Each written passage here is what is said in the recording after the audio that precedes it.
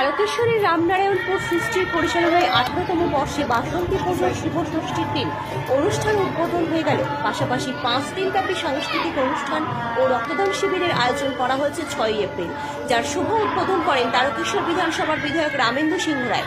এদিন উপস্থিত পূজা কমিটির সৃষ্টির সভাপতি তথা পূজার আহ্বায়ক পঙ্কজ খারক, তারকেশ্বর ফায়ার ব্রিগেডের ওসি প্রবীর চক্রবর্তী।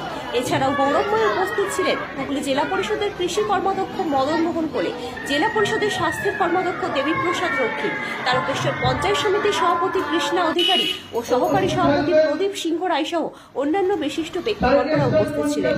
এদিন বিধায়ক রামেন্দু সিংহ রায় সম্প্রীতির বার্তা দেন সাধারণ মানুষের উদ্দেশ্যে। তিনি আর কি বললেন আমরা শুনব। শাহেদ দাসের রিপোর্ট। উপস্থিত থাকবেন বিভিন্ন পঞ্চায়েতের প্রধান, উপপ্রধান সহ সদস্যরা। আর কিছুক্ষণের মধ্যে আমাদের বাসন্তী পূজার শুভ উদ্বোধন। তাই এলাকার সমস্ত গ্রামবাসী বৃন্দদের আমরা পূজা প্রাঙ্গণে আসার জন্য আহ্বান জানাচ্ছি। সৃষ্টি ঝরে ঝড়ো না শ্যামাতুন আমি মেঘ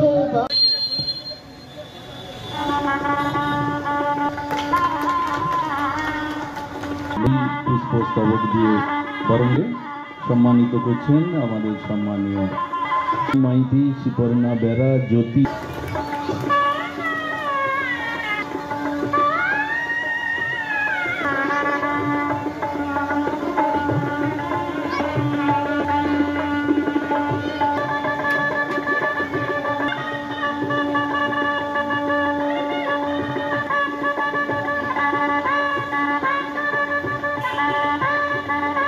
আমরা বরণ করে নিচ্ছি ব্যাজ পুষ্পস্তবক উত্তরীয় দিয়ে। জ্যোতি সামন্ত সম্মানিত করছেন, উত্তরীয় পরিয়ে সম্মানিত করছেন। পুষ্পস্তবক দিয়ে সম্মানিত করছেন প্রদীপ সিংহ রায় মহাশয়কে। উত্তরীয় পরিয়ে দিলেন প্রদীপ সিংহ রায়কে।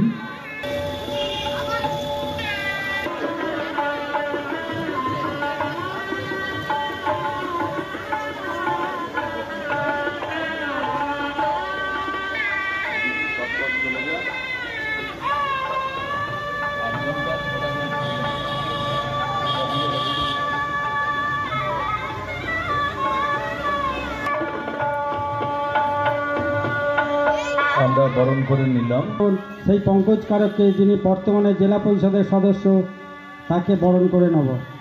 বরণ করে নিচ্ছে শ্রীপতি ও শ্রীকান্ত। উনি এসে উপস্থিত হয়েছেন, এখন প্রদীপ প্রজ্বলনে সহযোগিতা করছেন সকলে মিলে। সম্মানীয় বিধায়ক রামেন্দু সিংহ। পরিত্রী আরাধনা দেবী দুর্গার যে বসন্তকালীন পূজা, সেটা অনুষ্ঠিত হচ্ছে। আমরা দুর্গা পূজা আশ্বিন মাসে যেটা করি, শরৎকালীন দুর্গা পূজা আমাদের বাঙালির শ্রেষ্ঠ উৎসব হিসাবে যেটা গণ্য, সেই দুর্গা পূজা কিন্তু আশ্বিন মাসে বাঙালির শ্রেষ্ঠ উৎসব হলেও আসল কিন্তু দুর্গা পূজা এই বাসন্তী পূজা বসন্তকালে।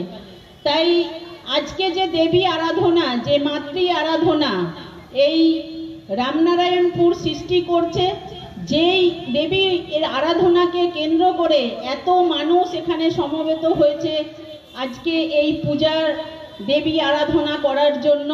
প্রত্যেক দিন বিভিন্ন কর্মসূচি আছে, যার আয়োজন করেছেন আমাদের পঙ্কজদা। বিভিন্ন সাংস্কৃতিক অনুষ্ঠান, রক্তদান শিবির, অঙ্কন প্রতিযোগিতা, শঙ্খধ্বনি, বিভিন্ন মিউজিক্যাল চেয়ার, বিভিন্ন প্রতিযোগিতার আয়োজন করেছেন এই মাতৃ আরাধনাকে কেন্দ্র করে। এখানে যারা সমবেত হয়েছি প্রত্যেকের যাতে এই অনুষ্ঠানটা আজকে 4 দিন 5 দিন চলবে, 24 তারিখ পর্যন্ত, যাতে অনুষ্ঠানটা সাফল্যমণ্ডিত হয়, প্রত্যেকের সহযোগিতা কামনা করব। বাসন্তী পূজা এটা আমাদের বসন্তকালের দুর্গা পূজা। এই সৃষ্টি 18 বছর ধরে এই পূজা করে আসছে। খুব সুন্দর একটা পরিবেশ তৈরি করে প্রত্যেক বছর করে, এবং তার সাথে সাথে বাউল গান থেকে শুরু করে অন্যান্য নাচ, অন্যান্য সাংস্কৃতিক অনুষ্ঠান, গান আবৃত্তি, রক্তদান শিবির সব এরা রেখেছে। এই যে সামাজিকতা, পূজার মধ্যতে একটা সামাজিকতা, এটা একটা বড় পাওনা। তাই এখানকার সমস্ত মানুষকে বলবো যে এই পূজা প্রাঙ্গণে প্রতিদিন আসতে, এই সমস্ত অনুষ্ঠানগুলো দেখতে, এর মধ্য দিয়ে লোকশিক্ষা হয়, যাতে করে ভ্রাতৃত্বের বন্ধন আরও সুদৃঢ় হয়। সেই পথে আমাদের আগাতে হবে, কারণ বাংলা পথ দেখায়, সারা ভারতবর্ষ সেই পথে চলে। তাই সম্প্রীতির বাতাবরণ আমাদেরকেই তৈরি করতে হবে। এই পূজা অর্চনা, বিভিন্ন ধর্মীয় অনুষ্ঠানের মধ্য দিয়ে যে সম্প্রীতির বাতাবরণ তৈরি করে আমরা সব ধর্মের মানুষ যে এক, সেটাকে আমাদের প্রমাণিত করে ভারতবর্ষের অস্থিরতাকে রুখতে হবে, ভারতবর্ষকে পৃথিবীর শ্রেষ্ঠ আসনে বসাতে। দেখুন, শ্রী শ্রী ঠাকুর রামকৃষ্ণদেব বলে গেছেন, যত মত তত পথ। আজকে সেই মানুষেরা এই ধর্মকে বিভিন্ন রূপে ব্যবহার করছে, কিন্তু আমরা তো ঠাকুর রামকৃষ্ণদেবকে ভুলতে পারি না, আমরা মা শারদাকে ভুলতে পারি না, আমরা স্বামী বিবেকানন্দকে ভুলতে পারি না। তাদের দেখানো পথই হচ্ছে হিন্দু ধর্মের আসল পথ, এবং সেটাই হচ্ছে প্রকৃত পথ। সুতরাং অন্য কে তাদের স্বার্থসিদ্ধির জন্য, কোনো পদ পাওয়ার জন্য হিন্দু ধর্মকে বিকৃত করে হিন্দু সমাজেতে তারা কলঙ্কিত করছে। ঈশ্বর আছে, তার বিচার করবে, মিথ্যা নিয়ে বেশি দিন চলা যায় না। আমাদের বাসন্তী পূজা, আসল দুর্গা পুজো তো এটাই। আর এখন আমরা যে দুর্গা পুজো করি, সেই দুর্গা পূজা অকালে, সেই দুর্গা পূজা অকালে করেছিল, তা এখন সেটাই আসল দুর্গা পূজা হয়ে গেছে। কিন্তু আসল দুর্গা পূজাটাই এই বাসন্তী পূজাটা।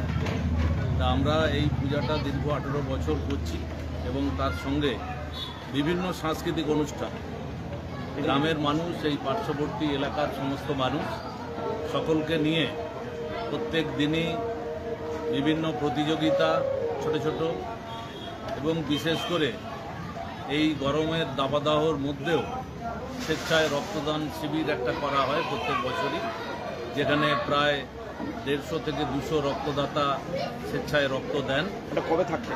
এটা আগামী রবিবার 6 তারিখ, 6ই এপ্রিল, রবিবার সকাল 10টা থেকে আমাদের 2টি ব্লাড টিম আসবে। আর কি কি প্রোগ্রাম থাকছে?